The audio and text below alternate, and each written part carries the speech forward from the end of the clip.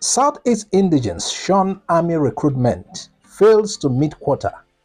The Enugu state government has on Friday expressed worries over the inability of the state to fill its quota in previous recruitment exercises. Some of the Southeast states are unable to fill their quota of admission into Nigerian Army over the fear of ethnic and religious prejudices, inadequate equipment to prosecute assignments, and hoarding of vacancies.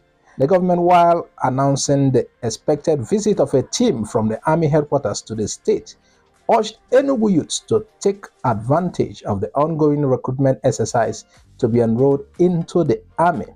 A statement signed by the Special Advisor to the Governor on Information, Steve Oruru, urged those interested to seize the opportunity and register. The statement reads, sequel to the opening of the online application portal for the Nigerian Army recruitment exercises for the 84 regular recruits intake, which commenced on October 10, 2022, a team from the Nigerian Army headquarters is slated to visit the government and people of Enugu State from November 5, 2022. The visit is to confer and interact with the political leadership and various stakeholders of our state regarding the observed apathy of the young men and women of our state with regards to the previously conducted recruitment exercises. Unfortunately, this has become an appalling and recurring issue adversely affecting Enugu State's representation in the Nigerian Army, according to the data emanating from Federal Character Commission. Regrettably, during the recruitment exercise for the 82 and 83 regular intakes, Enugu State contingents were only 73 and 49 people respectively, as opposed to the 150 slots reserved for the state on each occasion based on the quota system. The consequences of today's inaction is that in time our dear state will obviously be unevenly represented when other personnel recruited will have progressed in service. Uninformed observers could erroneously misinterpret this scenario in future as marginalization and imbalance in the federal character. To reverse this retrogressive trend, therefore, a team from the Army headquarters is to meet with the government of the state, the leadership of various youth organizations, socio-economic and political stakeholders, traditional rulers, town union presidents, and the clergy, in order to forge a way forward to educate and enlighten the teeming youths of the state on the merits and prospect of serving the nation through the Nigerian Army. It is in this light that the state government hereby enjoins the good people of the state, especially our vibrant and teeming youths, to seize the golden opportunity to be recruited into the prestigious and resilient Nigerian Army. All interested persons are encouraged to speedily proceed to the Nigerian Army recruitment portal to submit their application.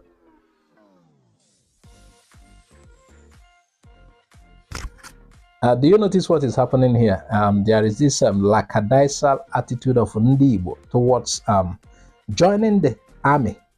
It's not just Enugu, they are talking about Enugu here, but it is something that is common with the whole of Ali Igbo, mainly the southeastern states.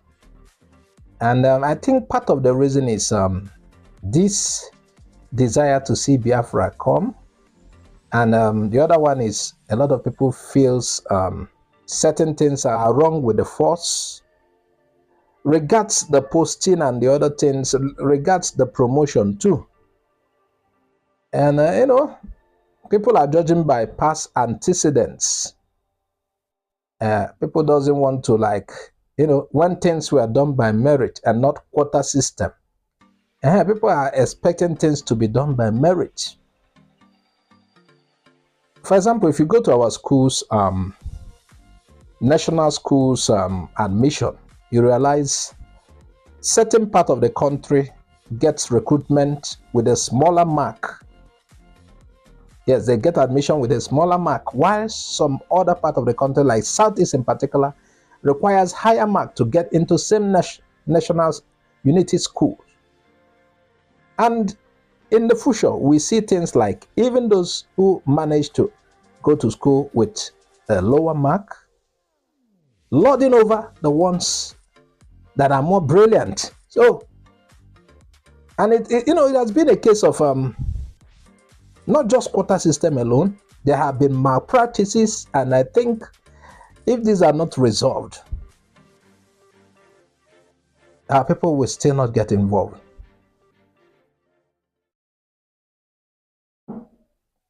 Then the major factor is Biafra. Ever since the Biafran issue become so serious, a lot of people are, what are we going to do in the army? Let's focus. Biafra will soon come. The promises of Biafra continue to be renewed by the leaders in the agitation. Another thing is that Nigerian government should do well to treat Ndibo. If the Nigerian military force is working at, by merit, as it should go, and this is also same with other sectors, I don't see any reason why Igbo people will not participate en masse. Let's get to the next story. We will not pay. This according to traders in Anambra. Unless Governor Soludo of Anambra State comes to the rescue now, based on the alarm that is raised, fear has allegedly gripped traders in the state as touts, illegal revenue collectors sacked by the governors, were said to have commenced circulating flyers in markets in Onitsha and its environs, warning to commence illegal levy collection from traders.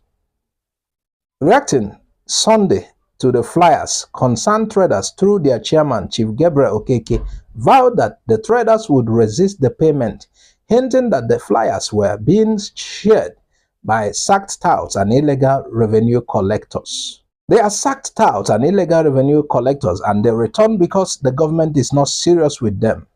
They are back to duty posts on the roads and now have extended it to the markets and parks to collect exorbitant levies of 40,000 naira, 30,000 naira, 20,000 naira, and 10,000 naira, as the case may be, because they weigh the size of the vehicle laden with wares.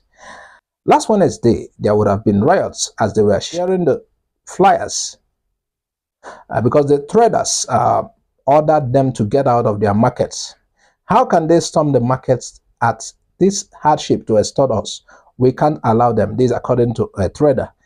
He went on to say, we told the president of Anambra State Markets Amalgamated Traders Association, ASMATA, Chief Ikechukwu Balo, of the return of the touts and illegal revenue collectors and flyers being circulated in the markets, and his reaction was not palatable. His job is to protect the traders, but since he came on board, our condition has been worsened. If he knows what he is doing, the crisis in the market would have been curtailed.